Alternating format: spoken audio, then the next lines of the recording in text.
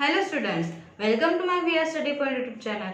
Today we are going to learn subject SST and lesson number 2, the earlier society. This is the part 2 of this lesson. जो हमने lesson ये जो history का जो second lesson है the earlier society, इसका part 1 हमने इसके पहले देखा था। उसमें हमने कुछ पॉइंट्स पढ़े थे और उस अंडरस्टैंड किए थे, समझे थे।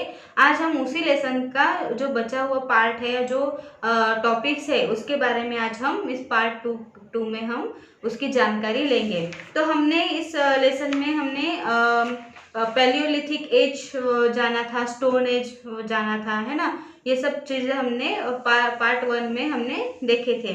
और डिस्कवरी ऑफ फायर, आग की जो डिस्कवरी की थी, वो सब हमने इस फर्स्ट पार्ट में देखा था।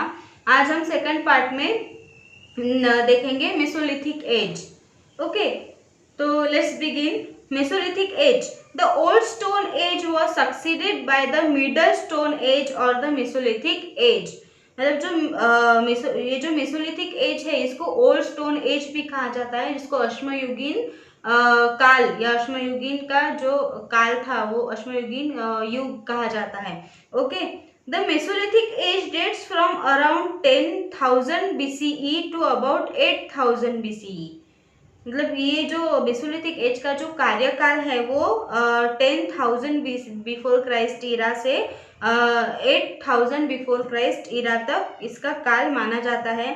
Peoples continue to live by hunting and gathering although changes in climate encourage changes in date.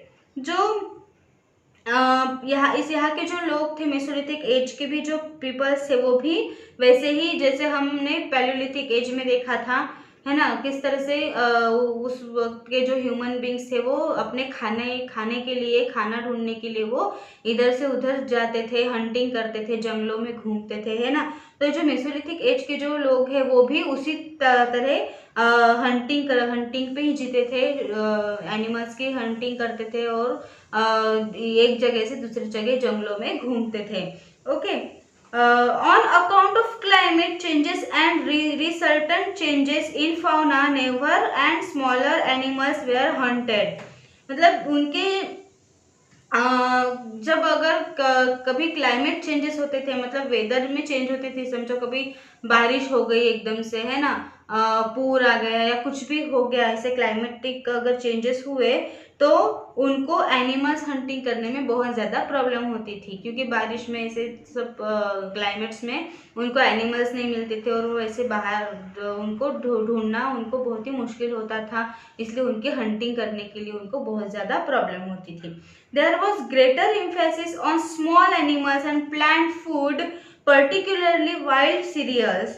Such changes initiated greater interest in particular types of animals and plants and ultimately led to the demonstrations of certain animals। जैसे फिर ऐसे वक्त में वो क्या करते थे, जब उनको हंटिंग करना नहीं पॉसिबल होता था, उनको कोई एनिमल्स नहीं मिलते थे, तो ऐसे वक्त में वो क्या करते थे, बड़े बड़े कुछ ऐसे छोटे मोटे अगर मिल गए बाय चांस कोई अगर ऐसे एनिमल्स, तो उनको खा के वो अपना गुजारा करते थे। या फिर प्लांट्स के ऊपर, मतलब पेड़ों के पत्ते वगैरह खाना या फ्रूट्स खाना, है ना, इस तरह की चीज़ों पर फिर वो अपना गुजारा करते थे। ओके, और उनका जो पर्टिकुलर जो ऐसे बड़े जो जिस इंटरेस्ट जो चीज़ें थी वो एनिमल्स और प्लांट्स के ही ऊपर थी। ठीक है, the dog became the first pet of humans mainly because it defended them from wild animal. जो डॉग एनिमल जो है, कुत्ता, वो ह्यूमंस के लिए सबसे मतलब पहला ऐसा एनिमल है जिसको उन्होंने उनकी मतलब हंटिंग करते थे और उनसे वो क्या करते थे, मतलब उसको अपने पास भी वो रखते थे। ठीक है, in this age people used small and efficient tools called microliths। These tools were smaller, sharper and more efficient than Paleolithic tools। इस मेसोलिथिक एज में जो ह्यूमन बींग्स थे वो उन्होंने बहुत से ऐसे टूल्स बनाए थे, हथियार बनाए थे, जिसको उन्होंने माइक्रोलिथिक्स नाम दिया था उन हथियारों को। तो वो जो टूल्स थे या जो वो हथियारे जो थे वो बहुत मतलब कैसे छोटे थे लेकिन बहुत ही शार्पर होते थे, बहुत ही धार मतलब उसकी धार जो थे वो बहुत ही अच्छी होती थी और बहुत ही ज़्यादा इफिशियंट होते थे। किससे पैलियोलिथिक एज में जो हथियार बनाते थे उनसे भी ज़्यादा इफिशियंट ये मेसोलिथिक एज में बनाए हुए हथियारे होते थे। In India, some Mesolithic sites have been discovered at Bagor in Rajasthan and Adamgahar in Madhya Pradesh. मतलब जो ये जो मेसोलिथिक एज के जो कुछ ऐसे शेष थे या फिर जो कुछ ऐसे एविडेंस प्रूफ कहाँ कहाँ मिले हैं, बगौर में जो राजस्थान में है और दूसरा जो स्टेट है अदमग्राह जो मध्य प्रदेश में है। ठीक है, यहाँ पे ही मेसोलिथिक एज के जो ह्यूमन बींग्स या फिर उनके कुछ ऐसे एविडेंस यहाँ पे मिले थे। ओके, इसके बाद नेक्स्ट जो एज है वो है Neolithic age. The Neolithic age stretched from 8000 BCE to about 3000 BCE। जो नियोलिथिक एज है, नवाश्म युग, ये इसका जो काल था वो 8000 BCE से 3000 BCE तक का था। ठीक है, in some places however neolithic culture continued until 1000 BCE। और ये न्यूलिथिक जो एज है वो कंटिन्यू कहाँ तक चला, 1000 BCE तक चला। During this period human life progressed and changed this significantly. इस पीरियड के बीच में न्यूलिथिक एज में जो ह्यूमन लाइफ थी वो बहुत ही ज़्यादा विकसित हो चुकी थी, प्रोग्रेस हो चुकी थी और बहुत ही ज़्यादा उनमें चेंज भी हो चुका था। People began to cultivate crops specially cereals and tame and breed animals to serve their needs, thus began agriculture and animals husbandry. फिर जो क्या क्या चेंजेस हुए थे उस वक्त, फिर नियोलिथिक एज में जो लोग थे उन्होंने क्रॉप्स कल्टीवेट करना स्टार्ट किया, मतलब खेती बाड़ी करना स्टार्ट कर दिया। उनको अनाजों के बारे में पता चला, उसके बारे में उनको इन्फॉर्मेशन गेन हुई और उसके बाद उन्होंने एनिमल्स को भी पालना स्टार्ट किया और उन्होंने एनिमल हस्बेंडरी भी स्टार्ट की, मतलब जहाँ पे पशुपालन करना है ना, जानवरों को जमा करना और उनको मतलब उनको क्या करना, पालना है ना। जैसे आज भी पालते हैं कोई लोग, जैसे मुर्गियां है ना, मुर्गे मुर्गियां है या फिर गाय बैल, इस तरह से पालते ही है ना, उस तरह से वो फिर नियोलिथिक एज में जो लोग थे उन्होंने ये सब काम चालू किए थे। Okay, two very important features of this age were the invention of the wheel and pottery। और उस वक्त न्यूलिथिक एज में सबसे इम्पोर्टेंट, बहुत ज़्यादा इम्पोर्टेंट फीचर्स उन्होंने स्टार्ट किए थे। ऐसे दो इम्पोर्टेंट फीचर्स थे, उन्होंने उसमें इन्वेंशन किया था, किस चीज़ का, व्हील और पोटेरी का। मतलब जो व्हील होता है ना, जैसे चक्का जिसको कहते हैं, उस व्हील का इन्वेंशन हुआ नियोलिथिक एज में और पॉटरी का इन्वेंशन हुआ। ठीक है, टूल्स एंड इम्प्लीमेंट्स इम्प्रूव्ड, और उनके जो हथियार थे वो भी बहुत ज़्यादा इम्प्रूव हो गए और बहुत बहुत अच्छे अच्छे उन्होंने हथियार बनाए। ठीक है, there were far reaching changes in social and political organisations and religion. और उसमें बहुत से ऐसे चेंजेस हुए थे सोशल और पॉलिटिकल ऑर्गेनाइजेशंस में और धार्मिकता में बहुत ज़्यादा चेंजेस हुए थे। In India many Neolithic sites have been found. Bharat में नियोलिथिक एज के जो एविडेंस है, उनके जो साइट्स है वो बहुत ही जगह जगह पे हिस्टोरियंस को मिले हैं देखने में। The most famous of them is Burzahom in Kashmir. We will study more about this period in the next chapter. It means India में जो बुझारोम जो एक स्टेट है कश्मीर में, वहाँ पे नियोलिथिक एज के सबसे ज़्यादा एविडेंस देखने को मिले हैं। Next point is art of our early ancestors. अपने एंकेस्टर्स के आर्ट, हम कला देखेंगे इसमें। ठीक है, early humans lived in open shelters as well as caves in the early stages of development। जो बहुत ही प्राचीन काल के जो ह्यूमंस थे वो ओपन शेल्टर में रहते थे, मतलब खुले निवास में रहते थे, है ना। उनका ऐसा कोई घर नहीं होता था या कुछ नहीं होता था, खुले जंगलों में ही वो रहते थे, सोते थे, है ना। और कुछ लोग ऐसे थे जो गुफाओं में रहते थे, है ना, मतलब ऐसे गुफाएं होती थी छोटी मोटी, उसमें वो रहते थे। Often they drew figures on the walls and ceiling of the caves and rock shelters that they lived in.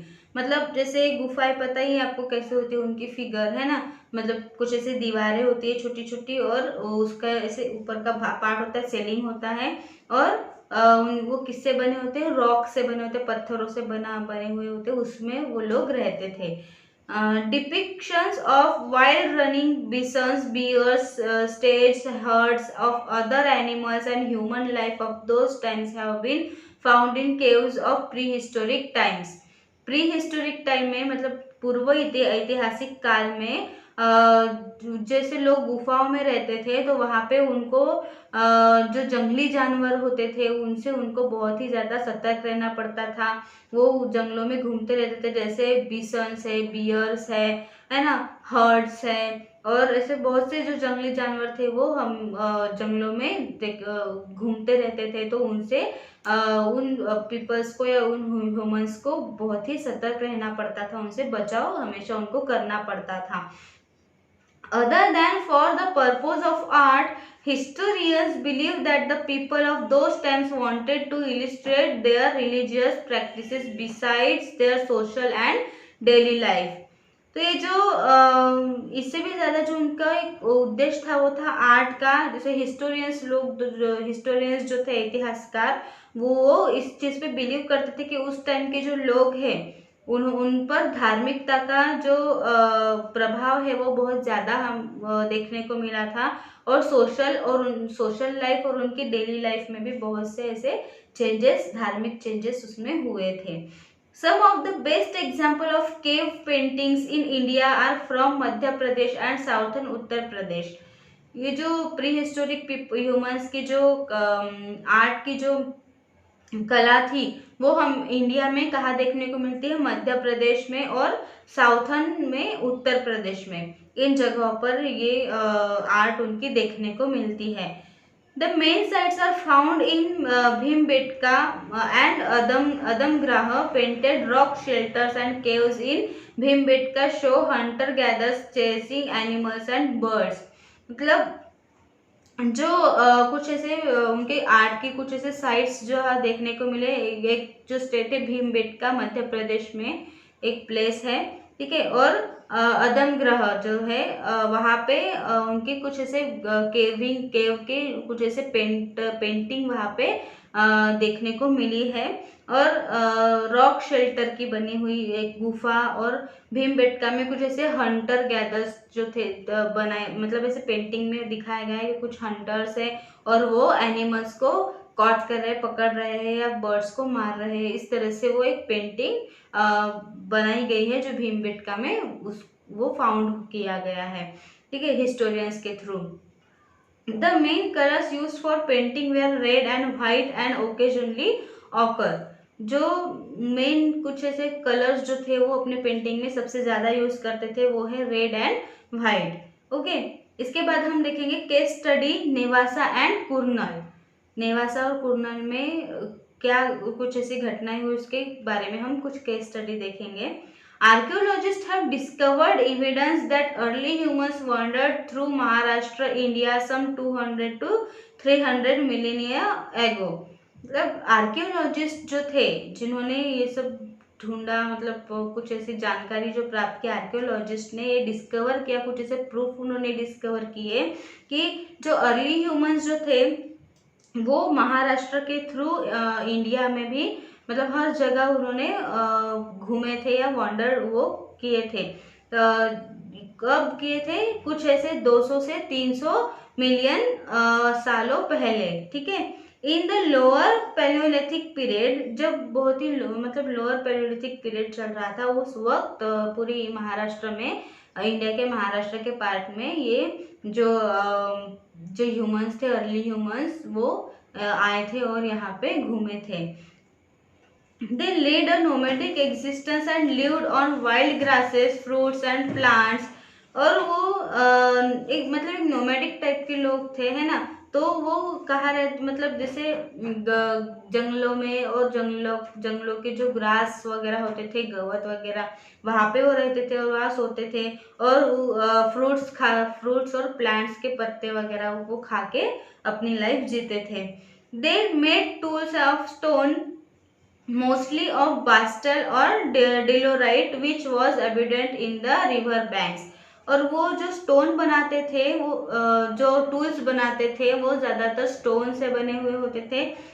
जैसे बेसॉल्ट है, या फिर डोलेराइट जो नाम के कुछ ऐसे पत्थर होते हैं, स्टोन होते हैं, उनसे वो ज़्यादातर अपने टूल्स, अपने हथियार बनाते थे।